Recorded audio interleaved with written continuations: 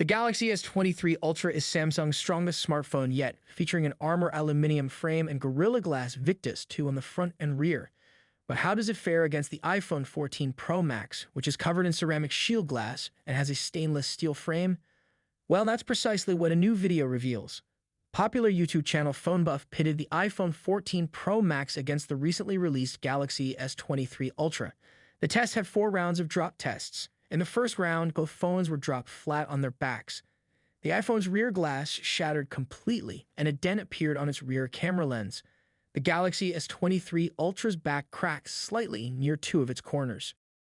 In the second round, both phones were dropped on a concrete floor. This time, the iPhone performed slightly better, with its stainless steel curved frame showing only a few minor scratches. In comparison, the Galaxy S23 Ultra's sharp aluminum corner suffered more damage. In the third round, both phones were dropped on a concrete floor flat on their faces.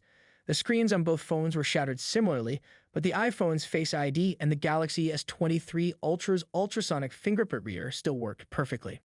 In a fourth bonus drop test round, both phones were dropped face down on a metal surface. While both phones looked similar to the previous round when looking at the screen, the iPhone 14 Pro Max's back suffered significant damage. Parts of its protective glass were missing.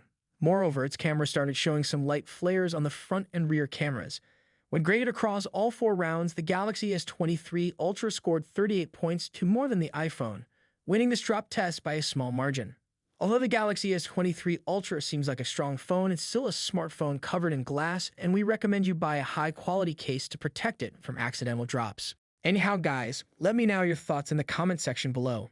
Thanks for watching. Peace out.